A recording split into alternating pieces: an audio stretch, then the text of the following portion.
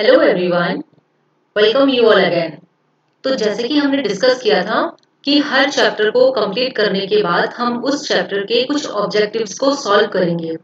तो यहाँ चैप्टर 1 को हमने कंप्लीट कर लिया है और अब हम उसके ऑब्जेक्टिव्स को सॉल्व कर रहे हैं, ठीक है। और ये उन ऑब्जेक्टिव्स का पार्ट 1 है।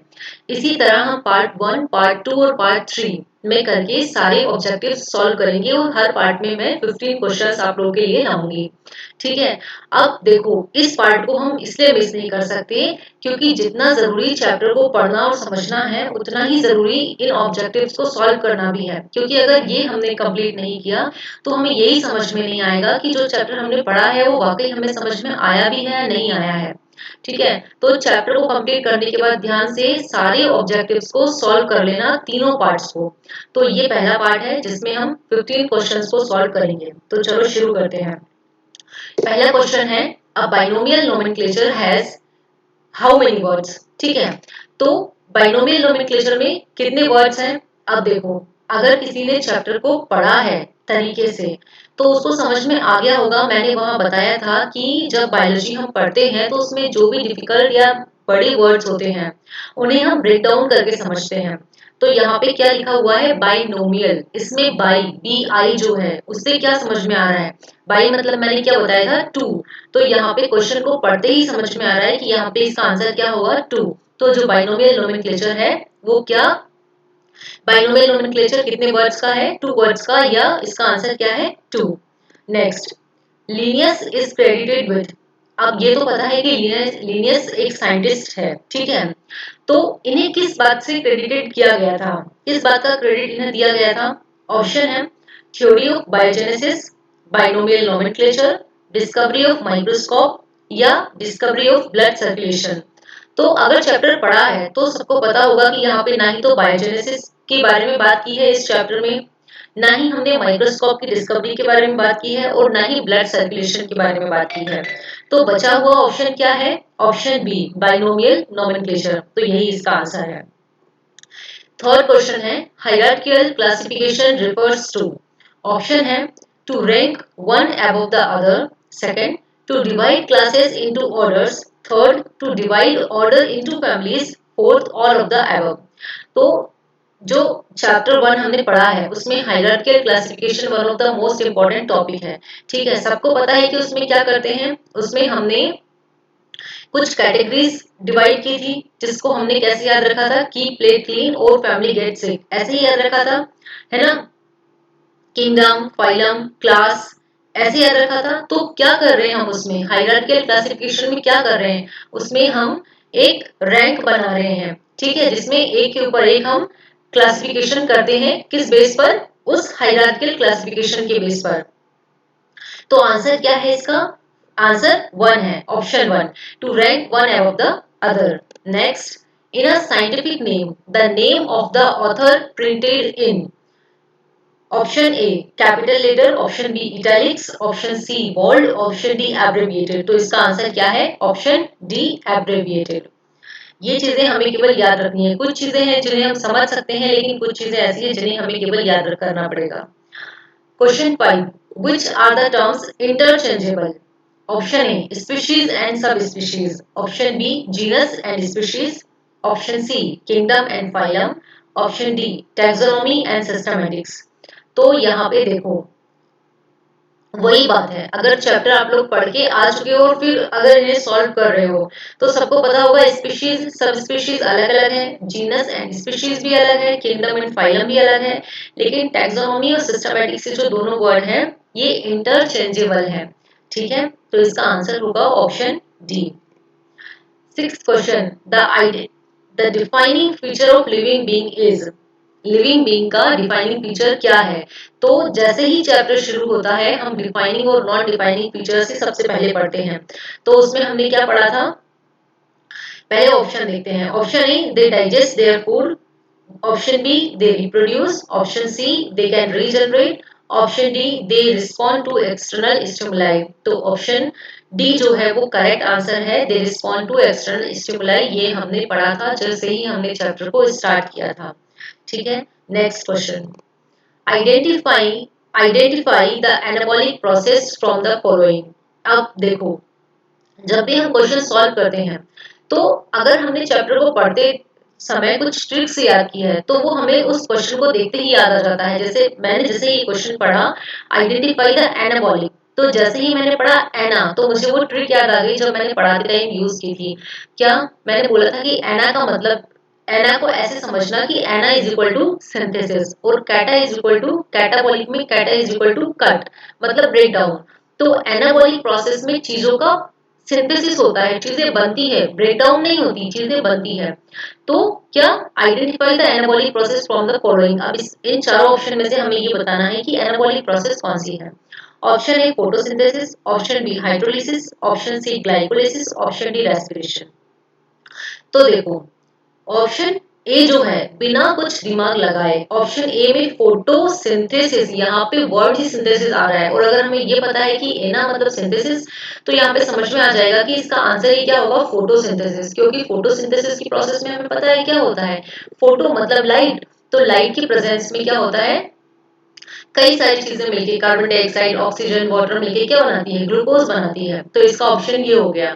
अगर दूसरे ऑप्शन की बात करें, जैसे ऑप्शन बी है हाइड्रोलिसिस, तो यहाँ पे देखो वर्ड बाद में हाइड्रो के बाद में क्या आ रहा है, लिसिस। लिसिस का मतलब ही क्या होता है, टूटना। ग्लाइकोलिसिस, यहाँ पे भी टूटना हो रहा है। रेस्पिरेशन, यहाँ पे भी ब्रेक डाउन होता है फूड का, हमें पता है। ठीक है, तो इसका आंसर क्या होगा, option A photosynthesis. Next, identify from the following the only category that has a real existence. तो हमने इसे बहुत अच्छे से समझा था कि जो रियल एग्जिस्टेंस होता है वो किसका होता है, केवल और केवल स्पीशीज का होता है। ठीक है, तो इसका आंसर क्या होगा, species. Question 9, which is the correct sequence of taxonomic categories। ठीक है, इसमें क्या पूछा है, टैक्सोनॉमी कैटेगरी का करेक्ट सीक्वेंस पूछा है।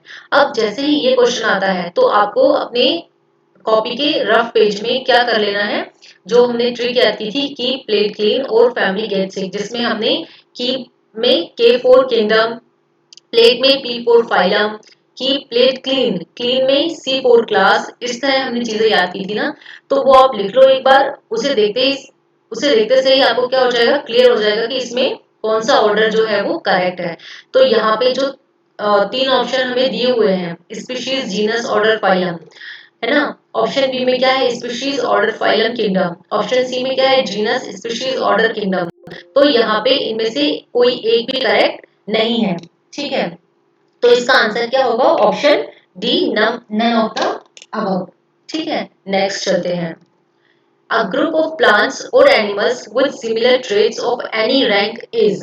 यहाँ पे क्या पूछा है, A group of plant or animal with similar traits of any rank। अगर एक रैंक है हमारे पास जिसमें सिमिलर ट्रेड्स हैं कुछ एनिमल और प्लांट्स के ग्रुप के, तो हम उसे क्या कहते हैं। तो देखो, अब जैसे जैसे मैं ये क्वेश्चन पढ़ती जा रही हूँ मुझे वो चीजें याद आती जा रही है जो मैंने आपको पढ़ाते टाइम यूज की थी, जो वर्ड्स यूज किए थे। हमने क्या पढ़ा था, जब हम पढ़ रहे थे तो हमने बात की थी कि एक तरफ जो होता है वो टैक्सोन होता है और दूसरी तरफ जो होता है वो क्या होता है, हायरार्कियल क्लासिफिकेशन होता है। तो मैंने कहा था कि टैक्सोन राइट साइड होता है और हायरार्कियल क्लासिफिकेशन लेफ्ट साइड होता है। खैर छोड़ो, इसका आंसर क्या होगा, ऑप्शन ए है स्पीशीज, ऑप्शन बी है जीनस, ऑप्शन ऑप्शन सी है ऑर्डर, ऑप्शन डी है टैक्सोन। तो यहाँ पे अगर हमारे पास प्लांट्स या एनिमल्स का ऐसा ग्रुप है ना, जिनमें सिमिलर ट्रेट्स हैं और वो एक रैंक में है तो हम उसे टैक्सोन का नाम देते हैं। ठीक है, और बाकी जो हमारे पास ऑप्शन है स्पीशीज, जीनस, ऑर्डर, ये काय में आते हैं, हायरार्कियल क्लासिफिकेशन में आते हैं। Okay, next, question 11, cells regulate their activity through. अब सेल में जो भी फंक्शन हो रहे हैं, जो भी एक्टिविटी हो रही है वो किसके थ्रू रेगुलेट होगी, कौन कंट्रोल करेगा उसे, फ्लो ऑफ एनर्जी या फ्लो ऑफ इंफॉर्मेशन या फ्लो ऑफ मटेरियल और फ्लो ऑफ स्मोक। तो इसका आंसर होगा फ्लो ऑफ एनर्जी, क्योंकि एनर्जी का वहां मेन रोल होता है, उसी के थ्रू ही सारे फंक्शंस होते हैं और सारे फंक्शंस एक्टिविटी रेगुलेट होते हैं। ठीक है, तो option A is correct, flow of energy. Next question क्या है, which of the following is less general in characters as compared to genus। ठीक है, तो इसमें उन्होंने ये पूछा है कि हमारे पास ये जो चारों ऑप्शन दिए हुए हैं इनमें से कौन सा ऐसा ऑप्शन है जो जीनस, जिसमें जीनस के कंपैरिजन में लेस जनरल कैरेक्टर्स प्रेजेंट हैं। तो देखो, हमने बात की थी अब फिर से वही बात हमने बात की थी कि जब जनरल कैरेक्टर और स्पेसिफिक कैरेक्टर के बारे में बात होती है तो हमने जब हम चैप्टर को डिस्कस कर रहे थे तो हमने ये पढ़ा था कि अगर जनरल कैरेक्टर के बारे में बात होती है तो सबसे कम जनरल कैरेक्टर किसमें देखने को मिलते हैं, स्पीशीज में देखने को मिलते हैं।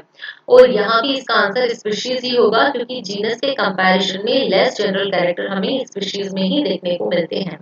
ठीक है, तो क्वेश्चन 12 का जो आंसर है वो क्या है, ऑप्शन ए स्पीशीज। नेक्स्ट चलते हैं।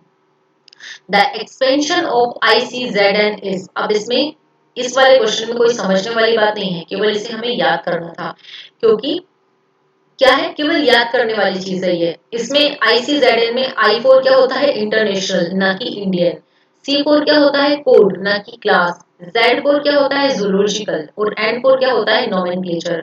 तो इसका आंसर क्या होगा, international code of zoological nomenclature, option B इसका करेक्ट आंसर होगा। ठीक है, नेक्स्ट।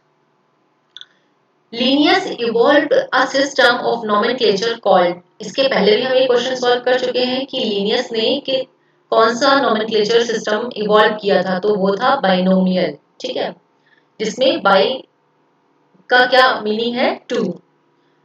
15 क्या है, मेटाबॉलिज्म इज, मेटाबॉलिज्म क्या है, release of energy, gain of energy, release और gain of energy, catabolism of reaction. तो हमने पढ़ा था कि जो मेटाबॉलिज्म वर्ड है वो दो वर्ड से मिलकर बना है, कैटाबॉलिज्म और एनाबॉलिज्म, जिसमें चीजें बनती भी है और टूटती भी है, जिसमें चीजों का सिंथेसिस भी होता है उसे एनाबॉलिज्म कहते हैं, और चीजों का ब्रेकडाउन भी होता है उसे कैटाबॉलिज्म कहते हैं।